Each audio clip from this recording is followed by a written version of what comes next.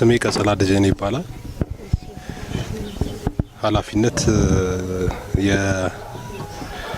የማህበራችን ዋና ስራ አስኪያጅ ነኝ። ማቲያስና ሽመልስ የእንጨትና የብረታ ብረት ህብረት ሽርክና ማህበር ነው። የማህበራችን ስም አበበ መቅደስና ጓደኞቻቸው የእንጨትና የብረት ሽርክና ማህበር ነው።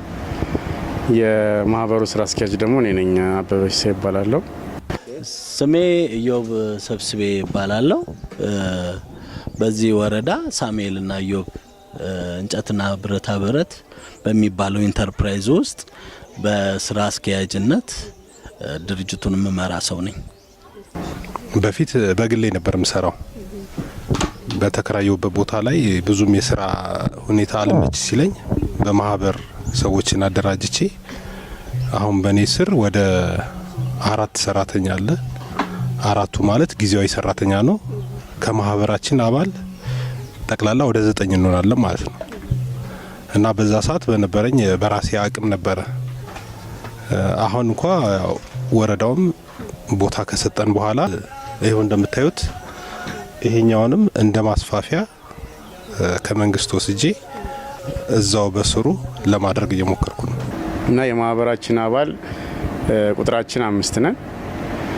ያው ከተደራጀን አጭር ጊዜ ቢሆንም ያው በተቻለ መጠን በራሳችን አለም እንትን የተነሳ ነው። ከማህበራችን በራሳችን አዋተን የራሳችን የሚያስፈልጉን መሳሪያዎች በራሳችን ገዝተን ወደ ስራ ገብተናል ማለት ነው። ከማህበር ውስጥ ያው ከአምስቱ 2ቱ ሴቶች ናቸው፣ 3ቱ ደግሞ ወንዶች ናቸው ማለት ነው። ድርጅቱ ስታብሊሽ የሆነው የተቋቋመው በሁለታችን አማካኝነት በፈጠራ ስራ ላይ ተመስርተን ወደ ማቋቋም የገባ ነው። ከብዙ እንቅስቃሴዎች እና ጥረቶች ቆይታ በኋላ ከተማ አስተዳደሩ ሼድ እንድናገኝ ውሳኔ አስተላልፈውልን እዚህ ወረዳ ላይ በተገኘ ክፍት ሼድ ወደ ስራ እንቅስቃሴዎች ገብተናል። 3 ፌዝ ድረስ መስራት የሚችል ማሽን ነው። እነኚህን አሁን በአመትና በ2 አመት ውስጥ ያመጣናቸው ነገሮች ናቸው። ስራችንን በጥራት አምርተን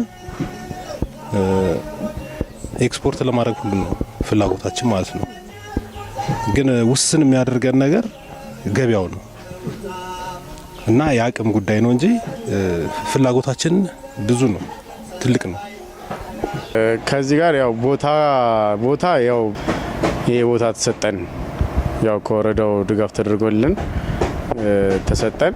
ያው ብድር ተመቻችቶልን ወደ ብድር ገብተናል ማለት ነው። መጀመሪያ ወደ ኢንዱስትሪው ስንገባ 2 ሆነን ነው።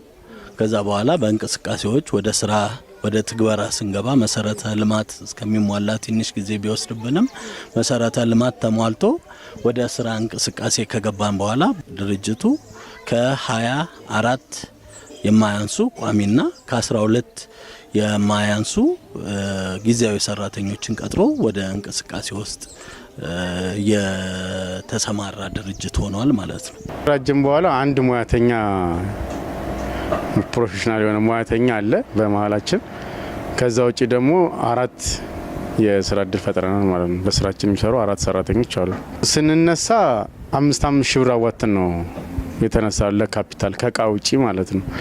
አጠቃላይ አሁን እቃውን ጨምረን ያለን ማቴሪያል በካፒታል ደረጃ ወደ 250 ሺህ ብር ደርሰናል። አሁን ወደፊት አስበናል። አሁን ምንድነው ያንን ብድር ለመመለስ የተደላደለ ነገር ላይ ልክ ስንደርስ ማለት ነው ጥሩ ብድር ወስደን ቶሎ ከመንግስት ጋር ያለንን ብድር በአግባቡ እየከፈልን የምንሰራበትን አሁን ምንድነው የምናደራጀው የሰው ኃይልና የክህሎት ብቃት። ከዛ በኋላ ጥሩ አቅም ካደራጀን በኋላ ብድር ብንወስድም በራሳችን ተማምነን እንደምንመልስ እርግጠኛ ለመሆን ነው እንጂ መንግስት ውሰዱ ካለን ቆይቷል። እነሱም በየጊዜው እየመጡ ክትትል ያደርጉልናል እና መውሰድ እንደምንችል ነግረውናል። ስራው አብዛኛውን በቴክኖሎጂ ላይ የታገዘ ከውጭ ኢምፖርት ሰብስቲቲዩት የሚያደርጉ ፕሮዳክቶችን ነው እንደምታዩት የምናመርተው። ከውጭ ሀገር የሚገቡትን ተክተን በማምረት ስራ ነው የምንሰራው። ቆንጆ ነው። አሁን ላይ ካለው ነባራዊ የሀገሪቷ ሁኔታ አንጻር ከውጭ የሚገቡ ምርቶችን ተክተን እየሰራን ነው። ቆንጆ ነው የስራ በወቅቱ ያለው አሁን ላይ ያለው የስራ ሁኔታ ቆንጆ ነው። ድርጅቱ ስራዎችን ከመንግስት በሚደረግለት ድጋፍም ሆነ በግሉም የገበያ ትስስር በመፍጠር የተሻለ ገቢና የተሻለ እድገት እያስመዘገበ ይገኛል። ማስተላለፍ የምፈልገው ማንኛውም ወጣት ባለው አቅም ማለት ነው ለምን ሁሉም ከመንግስት ጋር ያለውን እንትን እንዳለ ሆኖ የስራ ትስስር እንዳለ ሆኖ ባገኘው አቅም በራሱ ጥረት ነው መጀመሪያ ስራ መፍጠር ያለበት። ከዛ በኋላ ነው በሂደት ወደ ፈለገበት አቅጣጫ ወደ መንግስትም ቢሆን የስራ እድሎች የሚመቻቹለት መጀመሪያ የውስጥ ተነሳሽነት ሲኖር ነው።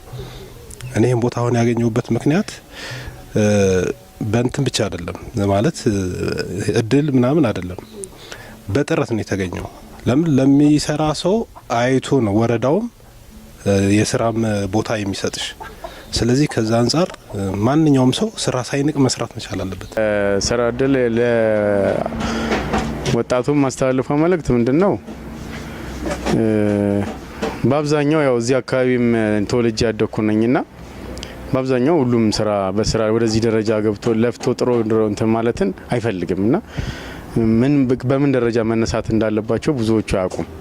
ስለዚህ በዚህ ደረጃ ምለው ከታች ተነስቶ ወደ ላይ ማደግ እንደሚቻልና ለዚህ ደግሞ አርአያ መሆን እንደምንችል እኛን ማሳያ እንሆናለን ማለት ነው። አሁን ላይ ላሉ ወጣቶች ማስተላለፈው ነገር ቢኖር ቢሮክራሲዎቹ ምንም ያህል አስቸጋሪ ቢሆኑ ጥያቄዎቻችን ወዲያው የመመለስ እድላቸው ምንም አናሳ ቢሆን ታግለው ለሚቆሙበት ለስራ ለዓላማቸው በጽናት ታግለው በመንቀሳቀስ የተሻለ ውጤት ማምጣት እንደሚችሉ ልገልጽላቸው እወዳለሁ።